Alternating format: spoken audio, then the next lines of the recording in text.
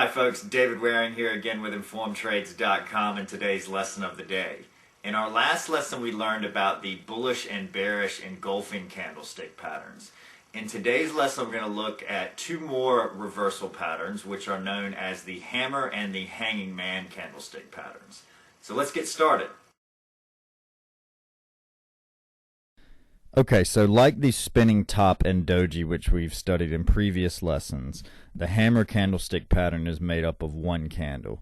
The candle looks like a hammer, as you can see here, as it has a long lower wick and a short body at the top of the candlestick with little or no upper wick.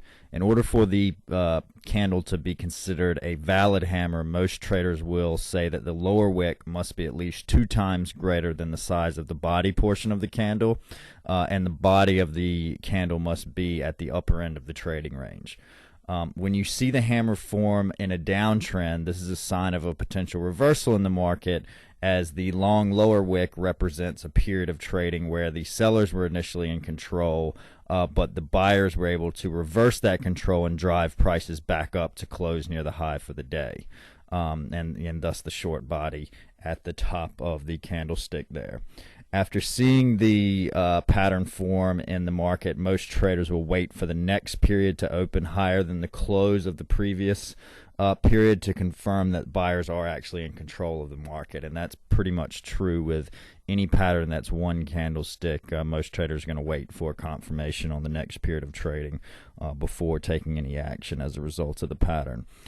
Two additional things that traders are going to look for on this one is like some of the other patterns we've looked at, a long lower wick is going to increase the significance of the pattern, as well as an increase in volume on the period that forms the candle is also going to increase the significance of this pattern. So let's look at a chart here.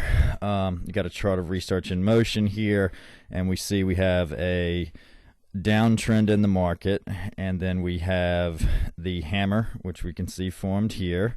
And then we have increase in volume on the day that formed the hammer. We have the next candle, which opens higher than the close of the candle that formed the hammer, and then we do have a rally that comes after that in this specific example. Okay. The hanging man is the opposite of or it's basically the same thing of the as the hammer, but instead of being found in a downtrend, it's found in an uptrend.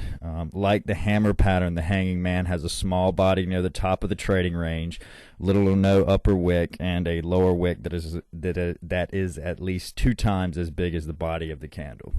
Unlike the hammer, however, the selling pressure that forms the lower wick of the candle and then the candle closing in the upper end of its range is indicative more so of a sign of a potential reversal to the downside, because the selling pressure is not anticipated in the uptrend. So where the hammer, the selling pressure that forms the lower wick is kind of expected because you're in a downtrend, here the selling pressure is not expected, which forms the lower wick of the hanging man. So that's a warning sign that there is selling pressure in the market. Especially if you're in an overbought condition, those types of things, you may start looking for a reversal there. Okay.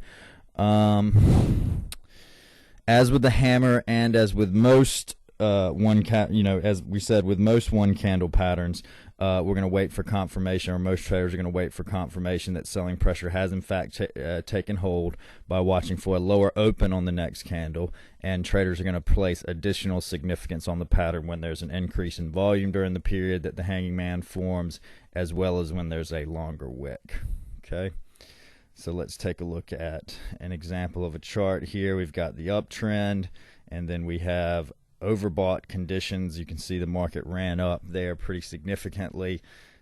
We have the hanging man there. We don't have an increase in volume on this one, but we do have the lower open on the next candle and increase in volume driving that candle down lower really significantly. So a pretty decent reversal pattern in play there, and obviously hindsight's 20/20 on this one. We may have missed out on that one, had we been trading it live.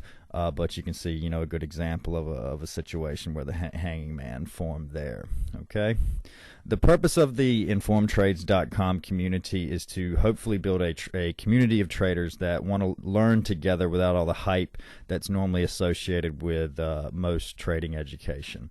So if you haven't done so already, I encourage you not only to visit InformedTrades.com, but every page on the site has a comment section. So I encourage you to share your knowledge in areas where you're knowledgeable and to ask questions in areas that you may need to brush up on. Okay?